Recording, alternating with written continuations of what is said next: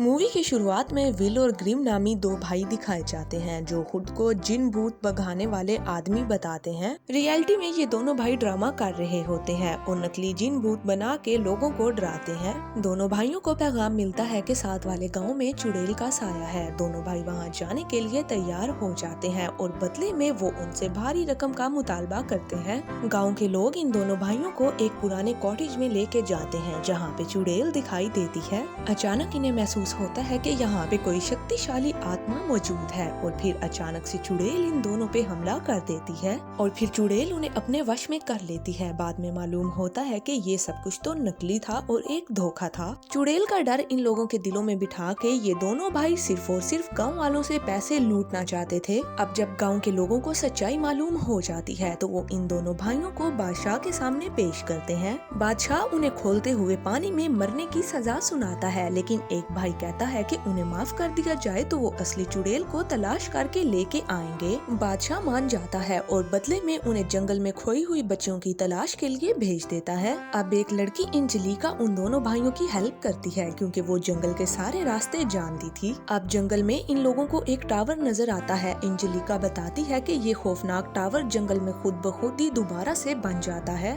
Angelica बताती है कि ये टावर एक खूबसूरत रानी का था जिसने किसी जंग की वजह से खुद को इसी टावर में कैद कर लिया था। फिर वो बताती है कि अब भी उस रानी का साया इसी जंगल में मौजूद है। फिर वो अपने बारे में बताती है कि मेरी दो बहनें भी इसी जंगल में मारी गई हैं और फिर उसके बाद से इसी तरह जंगल में मौतें होने लगी। फिर ये लोग एक हंट्समैन को देखते हैं जो कि इनके घोड़े को कीड़े खिला रहा होता है। उसके बाद ये सभी लोग डर जाते हैं और डर की वजह से ये इस जंगल से बाहर निकलने का फैसला करते हैं। रात हो जाती है और रात में इनका घोड़ा काफी अजीबोगरीब हरकतें करने लग जाता है। घोड़े के पास एक छोटी सी बच्ची आती है। घोड़ा उस बच्ची को अपने जाल में फंसा के खा जाता है। बच्ची की चीखों पुकार सुन के सभी लोग वहाँ पे पहुँच जाते हैं, लेकिन अब जंगल में इस तरह की और भी घटनाएं घट रही थी। इसके बाद इनके कई सारे साथी भी मारे जाते हैं। फिर एंजेलिका एक भेड़िए को देखती है और वो उस भेड़िए को मारने की कोशिश करती है, लेकिन जब वो भेड़िया उसके सामने आता है तो उस भेड़िए की आंखों में उसको अपने पिता नजर आते हैं।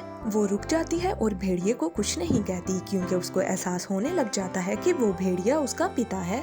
अगले दिन गांव में एक बच्ची कुएं से पानी निकाल रही होती है। कुएं में आके एक परिंदा गिर जाता है। वो बच्ची उसको कुएं से निकालती है। परिंदे को बचाते वक्त उस पे लगा कीचड़ उस बच्ची पे गिर जाता है। वो बच्ची जब अपने मुंह पे हाथ लगाती है तो उसके मुंह का नक्शा ही तब्दील हो जाता है। उसकी आंखें और नाक गायब होता है। उसके बाद मिट्टी से बना हुआ एक मॉन्स्टर कुएं में से निकलता है और वो बच्ची को अपने साथ उसी कुएं में ले जाता है। अब इस घटना की वजह से पूरे गांव में डर और खौफ फैल चुका था।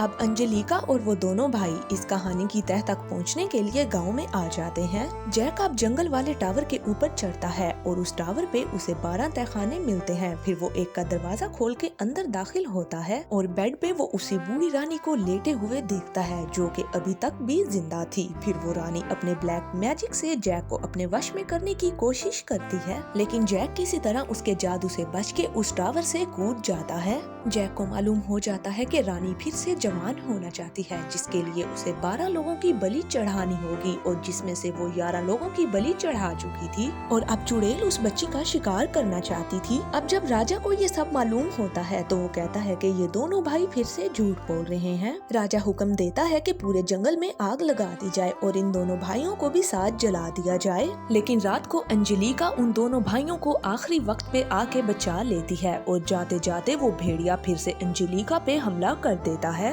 अंजेलिका को मालूम था कि वो भेड़िया ही उसके पिता हैं, लेकिन अभी वो रानी के जादू में फंसे हुए हैं। भेड़िया फिर से अंजेलिका पे वार करता है और अंजेलिका घबरा के एक तालाब में गिर जाती है। हंट्समैन के पास एक जादुई रिंग थी जिसे वो तालाब में फेंक के अंजेलिका को उसी तालाब में कैद कर देता है। जैक को मालूम हो जाता है कि रानी असल में अंजेलिका को मारना चाहती है ताकि वो फिर से जवान हो सके, उसकी बलि पूरी हो सके। और जब रानी को ये मालूम होता है कि जंगल में आग लगाई गई है तो वो अपने जादू से आग को खत्म कर देती है। किंग इतना सब कुछ हो जाने के बाद भी नहीं मानता कि इस सब के पीछे चुड़ैल का हाथ है, बल्कि वो उन दोनों भाइयों को खुद से तलाश करने के लिए निकल जाता है। दूसरी तरफ वो वो दोनों भाई एंजेलिका को बचाने की कोशिश कर रहे थे, तभी किंग उन दोनों के पास पहुंच जाता है। किंग का एक सैनिक जानता था कि किंग ये सब कुछ गलत कर रहा है। वो सैनिक किंग को समझाता है, लेकिन किंग गुस्से में आके उस सैनिक को ही मार डालता है। इतना सब कुछ हो जाने के बाद मजबूरन वो दोनों भाई किंग को ही मारने का फैसला करते हैं और फिर आखिरकार वो किंग को मार डालते हैं। अब दोनों भाई रानी को मारने के लिए उसके पास पहुंच जाते हैं, लेकिन रानी उन दोनों भाइयों को जादू से अपने वश में कर लेती है। अब रानी उनको अपने वश में करके उन्हें एक दूसरे को मारने का हुक्म देती है। दोनों भाई ही समझ जाते हैं कि इस जादू से छुटकारा पाने के लिए एक भाई को तो मरना ही पड़ेगा।